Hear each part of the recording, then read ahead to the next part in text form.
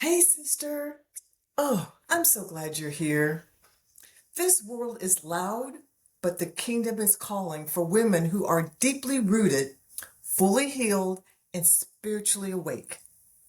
Let me speak directly to the woman watching this right now. You're just not gifted, you're called. And you're just not capable, you've been chosen to lead. And I'm not talking about titles or platforms or corporate ladders. I'm talking about spiritual leadership, legacy leadership, the kind that shifts rooms and rebuilds families. Today, we're going to break down why women of faith must rise into leadership and why your voice, your healing, and your obedience matter more than ever. Let me take you back to my time in the U.S. Army. I was one of the few women in leadership. I wore the rank, I followed the rules, but behind the uniform, I was also carrying trauma, silence, and the weight of being a woman trying to lead in a male dominant world, right?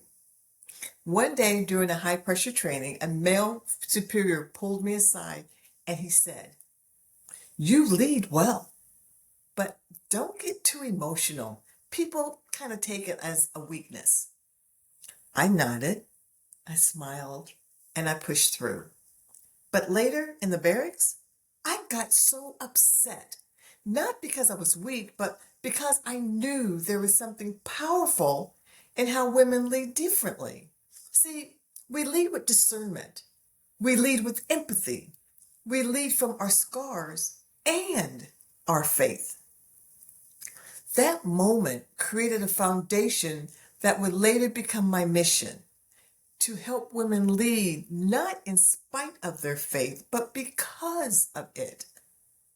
See, I want to explain to you why women of faith must be in leadership. See, first, because we carry God's wisdom, the world is starving for. Proverbs 31:26 says, "She opens her mouth with wisdom, and the teaching of kindness is on her tongue." See, the world doesn't need louder voices. It needs wiser ones. Women of faith are positioned to lead with discernment, grace, and strategy that only comes from walking with God. And leadership isn't about being the loudest in the room. It's about knowing when to speak and what to say when you do. Another reason why women of faith must be in leadership, it's because our presence breaks cycles. See, when women of faith leads, she shifts the atmosphere. She speaks identity over the generations. She restores what trauma tried to take. There are boardrooms and classrooms and pulpits and dining rooms that need your presence, not just your prayers.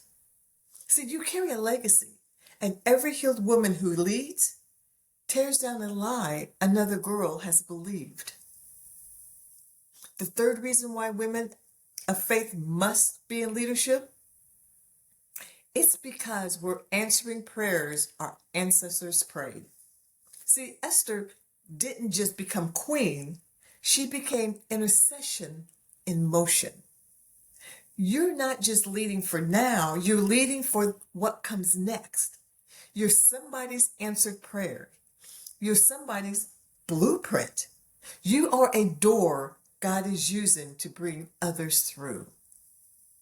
And the fourth reason why women of faith must be in leadership, it's because leadership isn't a position, it's a posture. Jesus led with the towel before he led with the title. Your leadership starts in how you show up in your family, in your voice, in your business, in your ministry, in your message. It's not about being flashy, it's about being faithful. So here's your next step, sis. It's not a download, it's not a form to fill out. I want you to do something bold right now. Say this out loud. I am a woman of faith.